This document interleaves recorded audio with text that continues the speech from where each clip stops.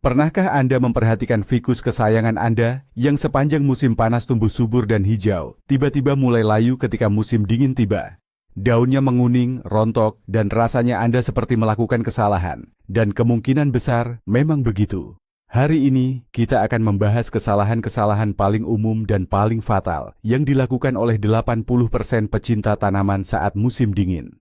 Tindakan-tindakan ini yang seringkali didasari niat baik, justru pelan-pelan membunuh tanaman kita. Saya akan membahas 20 hal yang mungkin tidak Anda sadari, yang secara perlahan merenggut nyawa peliharaan hijau Anda. Setelah menonton video ini sampai habis, Anda akan tahu cara mengubah rumah Anda menjadi oasis bunga yang bermekaran, bahkan di tengah cuaca paling dingin sekalipun, siap untuk menyelamatkan sudut-sudut hijau Anda.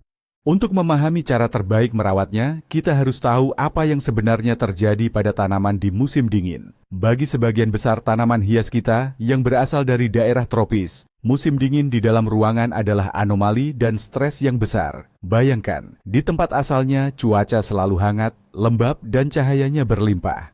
Bagaimana dengan di tempat kita? Siang hari memendek drastis, matahari bersinar redup, sementara pemanas ruangan mengubah udara menjadi sekering gurun Sahara. Sebagai respons terhadap kondisi yang tidak menguntungkan ini, tanaman secara naluriah memperlambat semua proses kehidupannya. Ia memasuki masa istirahat atau semacam dormansi. Metabolisme mereka melambat, mereka hampir tidak tumbuh, dan akibatnya mereka membutuhkan jauh lebih sedikit air dan nutrisi. Tugas utama kita selama periode ini adalah jangan mengganggu masa istirahatnya. Cukup dukung fungsi kehidupan dasarnya secara hati-hati. Namun, yang sering terjadi, alih-alih membiarkannya istirahat, kita justru terus merawatnya dengan skema perawatan musim panas, sebuah bencana besar bagi tanaman yang sedang tidur. Nah, ini dia kesalahan fatal nomor 1, yang paling sering terjadi dan paling mematikan, kebanyakan menyiram. Ini adalah pembunuh nomor 1 bagi tanaman hias di musim dingin. Kita sering melihat permukaan tanah kering, lalu secara refleks, kita langsung mengambil alat siram. Tapi kita lupa, tanaman sedang dalam masa istirahat atau dormansi. Kebutuhan airnya sangat minim. Semua kelebihan air yang kita tuangkan ke pot akan tertahan di dalam tanah. Akarnya terperangkap di lingkungan yang dingin, lembab, seperti rawa tanpa oksigen. Akibatnya, akar mulai sesak, membusuk, dan akhirnya mati. Di permukaan, kita melihat daunnya menguning dan layu. Kita sering mengira tanaman itu kehausan, lalu kita menyiramnya lagi. Padahal tindakan itu justru memperparah keadaan. Ingatlah aturan sederhana ini. Di musim dingin, lebih baik kekurangan air daripada kelebihan air. Sebelum menyiram, selalu periksa kelembaban media tanam. Jangan hanya di permukaan, tapi di kedalaman 2-3 cm. Jika di kedalaman masih terasa basah, singkirkan dulu alat siram Anda. Cara paling ideal adalah dengan menggunakan stik kayu atau sumpit. Tancapkan stik itu ke dalam media tanam sampai menyentuh dasar pot, lalu cabut. Jika ada sisa-sisa gumpalan tanah basah yang menempel pada stik, itu tandanya masih terlalu dini untuk menyiram. Poin selanjutnya ini masih berkaitan erat dengan poin pertama, tapi seringkali disepelekan, yaitu kebiasaan menyiram tanaman menggunakan air dingin yang langsung diambil dari keran. Mungkin kita berpikir, apa sih bedanya? Jawabannya, perbedaannya sangat besar. Coba bayangkan diri Anda yang sedang lemas dan santai, tiba-tiba diguyur air es. Pasti syok, stres, dan kejang. Nah, ini persis yang dirasakan oleh akar tanaman Anda. Perubahan suhu yang drastis ini akan membuat akar mengalami syok. Akibatnya, mereka kehilangan kemampuan untuk menyerap kelembaban, meskipun tanahnya sendiri masih basah. Apalagi jika air dingin ini bertemu dengan dinginnya ambang jendela, seluruh sistem akar bisa mengalami kedinginan berlebihan, yang kemudian memicu perkembangan jamur dan penyakit busuk akar. Padahal hal ini sangat mudah dihindari. Selalu gunakan air bersuhu ruangan yang sudah didiamkan saat menyiram. Caranya gampang. Cukup isi air ke dalam botol atau alat penyiram Anda, lalu biarkan saja di dalam ruangan selama beberapa jam. Atau akan lebih baik jika didiamkan selama 24 jam penuh. Selama waktu tunggu itu, kandungan klorin dalam air akan menguap dan suhunya akan menyesuaikan diri dengan suhu ruangan. Ini akan menjadikan sesi penyiraman nyaman dan aman bagi sahabat hijau Anda.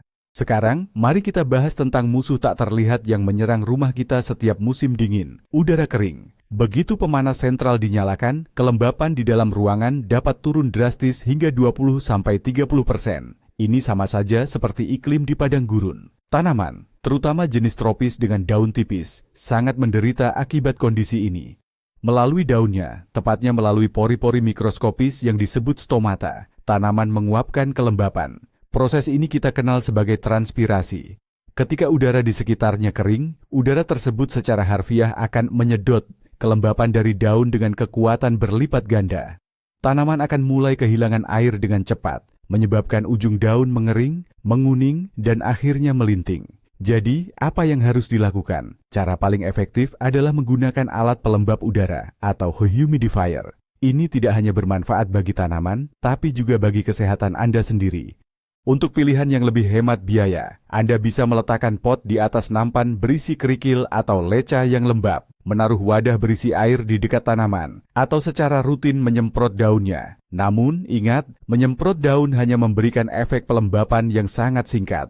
Kesalahan berikutnya yang juga sering dilakukan adalah menempatkan tanaman terlalu dekat dengan radiator atau pemanas. Kita mungkin berpikir bahwa kita membantu dengan memindahkan tanaman yang tampak kedinginan itu lebih dekat ke sumber panas. Padahal yang kita lakukan justru sebaliknya. Kita sedang mengirim tanaman tersebut ke neraka pribadinya. Udara panas dan kering yang naik dari radiator akan membakar daun-daunnya dan seketika mengeringkan media tanam. Meskipun Anda menyiramnya setiap hari, tanaman tersebut akan tetap mengalami dehidrasi. Ini karena akar tidak punya cukup waktu untuk menyuplai kelembapan ke daun dengan kecepatan yang sama dengan laju penguapan. Akibatnya, Anda akan melihat bercak-bercak coklat kering pada daun, layu, dan akhirnya cepat mati. Jika ambang jendela Anda persis di atas radiator, coba buatlah penghalang.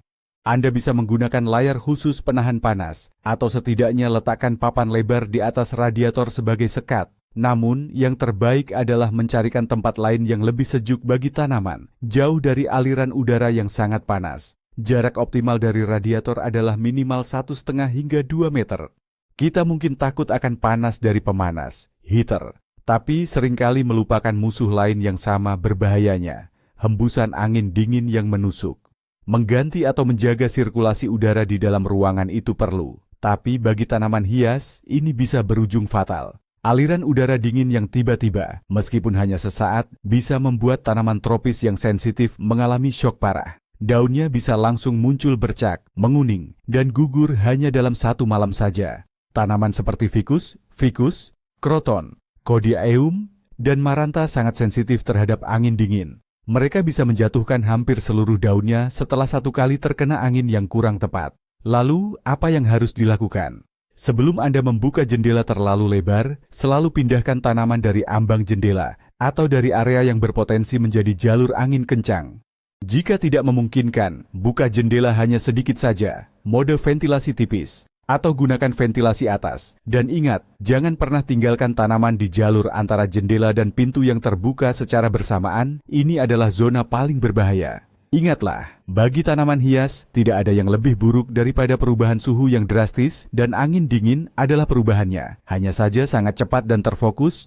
Meskipun tanaman sudah Anda lindungi dari terpaan angin, ada bahaya dingin lain yang mungkin mengintai. Ambang jendela yang sangat dingin. Kita sering lupa bahwa permukaan ambang jendela, terutama di rumah-rumah tua, bisa sangat dingin. Bahkan suhunya hampir sama dengan suhu di luar ruangan.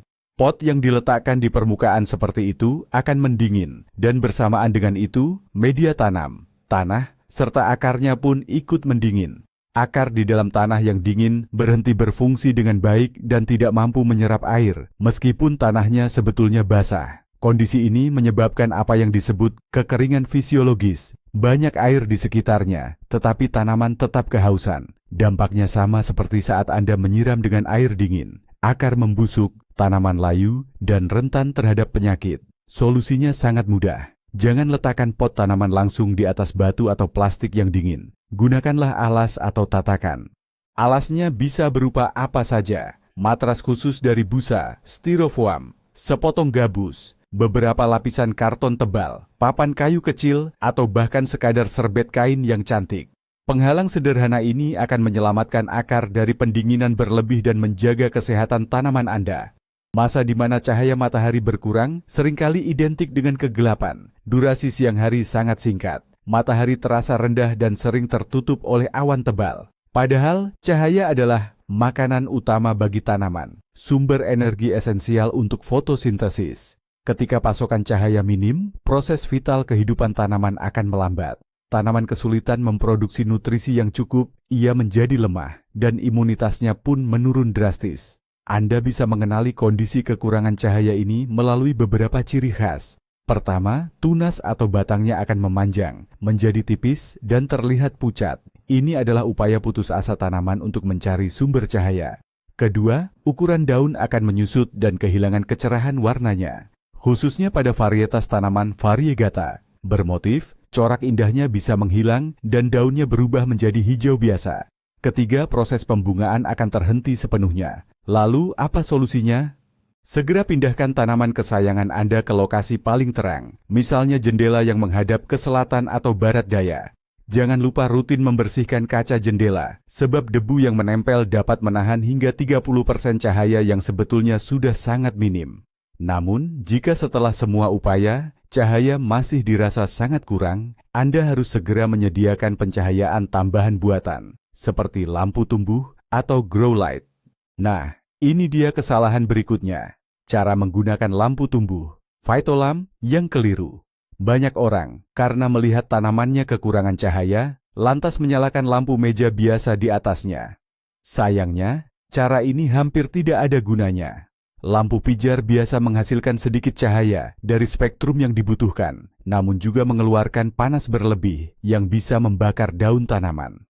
Untuk tanaman, kita butuh lampu tumbuh khusus yang memancarkan cahaya dalam spektrum biru dan merah, spektrum yang paling penting untuk proses fotosintesis. Tapi, menggunakan lampu tumbuh yang tepat pun masih bisa menimbulkan beberapa kesalahan. Misalnya, menggantungnya terlalu tinggi, sehingga efektivitasnya akan mendekati nol, atau sebaliknya terlalu rendah, yang berisiko membakar daun. Jarak optimalnya adalah sekitar 20 hingga 40 cm dari pucuk tanaman.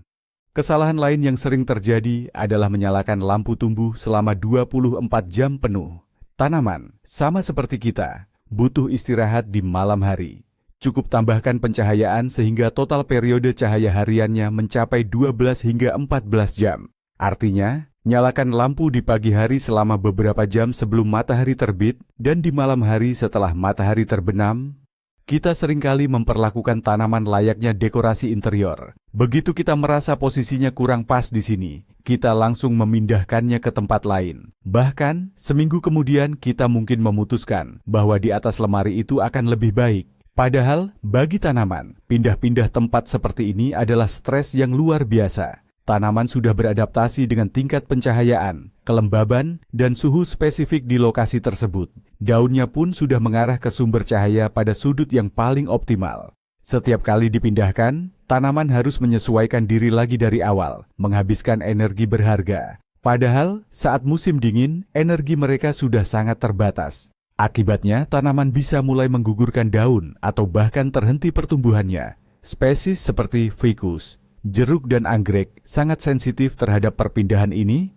Itulah mengapa Golden Rule atau aturan emas perawatan di musim dingin adalah jangan terlalu banyak mengganggu tanaman. Temukan tempat yang paling cocok bagi tanaman Anda sejak musim gugur dan biarkan mereka tenang di sana sampai musim semi tiba. Satu-satunya gerakan yang bermanfaat bagi mereka adalah memutar pot secara berkala agar tajuk tanamannya bisa berkembang dengan seimbang. Kesalahan kedua yang sering dilakukan, meskipun niatnya baik, adalah memberi pupuk. Kita berpikir bahwa jika tanaman terlihat lemah dan pucat, berarti tanaman kekurangan nutrisi. Akhirnya kita memberinya pupuk secara berlebihan, seolah-olah ingin mendukung pertumbuhannya. Padahal ini sama saja dengan memaksa seseorang yang sedang tidur pulas untuk makan malam yang berat. Selama musim dingin, tanaman sedang tidur, metabolismenya melambat, dan ia tidak mampu menyerap semua nutrisi tersebut. Sisa-sisa garam pupuk yang tidak terserap akan menumpuk di media tanam, menciptakan lingkungan yang justru beracun atau toksik.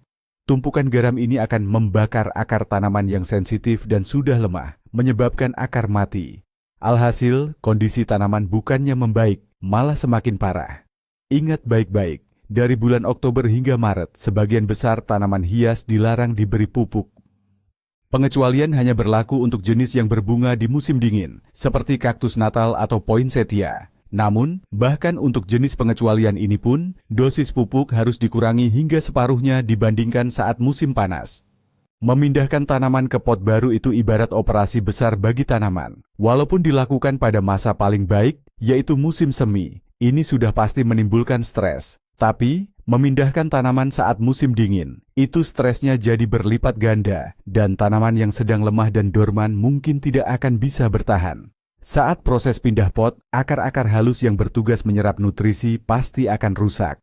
Di musim semi, ketika masa pertumbuhan aktif, tanaman akan cepat menumbuhkan akar baru.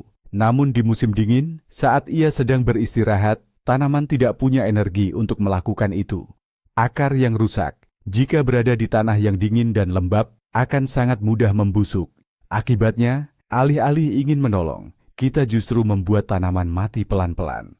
Oleh karena itu, jangan pernah memindahkan tanaman di musim dingin hanya karena potnya sudah terlalu kecil atau Anda ingin mengganti media tanamnya. Pindah pot saat musim dingin hanya diperbolehkan dalam keadaan darurat sebagai tindakan penyelamatan. Misalnya jika Anda terlalu banyak menyiram sehingga akarnya mulai membusuk atau potnya tiba-tiba pecah. Selain dari kasus-kasus tersebut, tunggulah sampai musim semi. Kesalahan sepele ini mungkin tampak tidak berarti, padahal dampaknya bisa sangat merusak kesehatan tanaman. Kita sedang membicarakan kebiasaan mengabaikan debu yang menempel di daun. Selama beberapa waktu, lapisan debu tebal akan menumpuk di daun-daun lebar, seperti pada monstera, ficus, atau philodendron. Lapisan ini bekerja seperti tirai tebal yang menghalangi cahaya mencapai permukaan daun, mengurangi efektivitas fotosintesis yang memang sudah terbatas. Namun, masalahnya tidak berhenti di situ. Debu juga menyumbat stomata, yaitu pori-pori tempat tanaman bernapas dan menguapkan kelembapan. Ini seperti memaksa kita bernapas melalui kantong yang penuh debu. Akibatnya, pertukaran gas terganggu, membuat tanaman merasa tidak nyaman dan kesehatannya menurun. Selain itu, lapisan debu adalah tempat yang ideal bagi hama untuk berkembang biak, terutama tungau laba-laba. Oleh karena itu, jadikanlah kebiasaan untuk memberi tanaman Anda hari mandi setidaknya 2 minggu sekali. Bersihkan daun secara perlahan menggunakan kain lembut atau spons yang lembab. Pastikan Anda menyeka kedua sisinya. Untuk tanaman dengan daun kecil atau berbulu halus, Anda bisa memandikannya dengan hati-hati di bawah pancuran air hangat setelah sebelumnya menutupi tanah di pot dengan plastik. Keinginan untuk membentuk tanaman agar terlihat cantik itu wajar, tapi musim dingin adalah waktu terburuk untuk melakukan pemangkasan drastis. Setiap pemangkasan itu ibarat luka dan menjadi stimulus bagi pertumbuhan tunas baru. Di musim semi, saat energi dan cahaya melimpah, tanaman mudah pulih dari prosedur ini dan akan bercabang secara aktif. Tapi di musim dingin, ketika tanaman sedang tidur atau dorman, ia tidak punya sumber daya untuk menyembuhkan luka dan menumbuhkan tunas baru. Pemangkasan selama periode dormansi akan sangat melemahkan tanaman, membuatnya rentan terhadap penyakit. Yang bisa dilakukan tanaman hanyalah menghabiskan sisa energinya untuk membangunkan beberapa kuncup lemah, yang hasilnya nanti adalah tunas yang kurus dan memanjang. Satu-satunya jenis pemangkasan yang diperbolehkan di musim dingin adalah pemangkasan sanitasi. Anda boleh, bahkan harus, membuang dahan yang benar-benar kering, daun yang menguning, atau yang sakit. Ini membantu tanaman untuk tidak membuang energi demi mempertahankan bagian yang sekarat, dan juga sangat baik untuk melancarkan sirkulasi udara. Namun, pemangkasan bentuk, peremajaan, atau pemangkasan serius lainnya sebaiknya ditunda sampai bulan Maret. Musim dingin bukanlah waktu yang ideal untuk menambah koleksi tanaman hijau Anda. Tapi, jika Anda tetap tergoda dan membeli tanaman baru, jangan lakukan kesalahan fatal. Jangan langsung meletakkannya bersama tanaman lain. Bayangkan betapa stresnya tanaman baru itu. Ia baru saja diangkut dari kondisi rumah kaca yang ideal. Hangat, terang, dan sangat lembab, lalu tiba-tiba dipindahkan ke apartemen Anda yang mungkin gelap dan kering. Apalagi jika ia terpapar suhu dingin saat perjalanan. Tanaman itu butuh waktu untuk beradaptasi. Namun, bahaya utamanya adalah yang lain. Bersama tanaman baru, Anda mungkin membawa pulang tamu tak diundang, yaitu hama atau penyakit yang tidak terlihat saat masih di toko. Oleh karena itu, aturan pertama adalah karantina wajib. Letakkan tanaman baru ini terpisah dari koleksi lainnya, setidaknya selama 2 hingga 3 minggu. Periksa dengan cermat setiap hari untuk melihat adanya jaring laba-laba, bercak, atau serangga. Setelah Anda yakin bahwa pendatang baru ini sehat dan sudah terbiasa dengan kondisi rumah Anda, barulah Anda boleh memperkenalkannya ke koleksi tanaman hias lainnya. Udara yang kering dan hangat dari pemanas ruangan bukan cuma membuat tanaman stres, tapi juga menjadi surga sempurna bagi beberapa jenis hama. Musuh utama yang paling sering menyerang adalah tungau laba-laba. Kutu mikroskopis ini sangat menyukai kondisi udara yang kering dan panas. Dalam kondisi tersebut, tungau laba-laba berkembang biak dengan sangat cepat. Hanya dalam waktu 2 minggu, ia bisa menjerat seluruh tanaman dengan jaring halus sambil menghisap habis cairan atau nutrisi dari tanaman. Daun akan terlihat berbintik kuning kecil, mengering, lalu rontok. Karena kita cenderung jarang memeriksa tanaman di dalam ruangan, gejala awal serangan ini seringkali luput dari pengawasan. Saat masalahnya sudah terlihat jelas, upaya untuk melawannya pun akan jauh lebih sulit. Jadi, biasakanlah untuk melakukan inspeksi rutin pada tanaman kesayangan Anda setidaknya seminggu sekali. Periksa dengan saksama bagian bawah daun, ketiak daun, dan tunas-tunas baru. Apabila muncul sedikit saja kecurigaan, segera pisahkan tanaman tersebut dan segera mulai perawatan dengan produk khusus, seperti akarisida. Tindakan pencegahan dengan cara meningkatkan kelembaban udara juga akan sangat membantu mengurangi risiko penyebaran hama ini.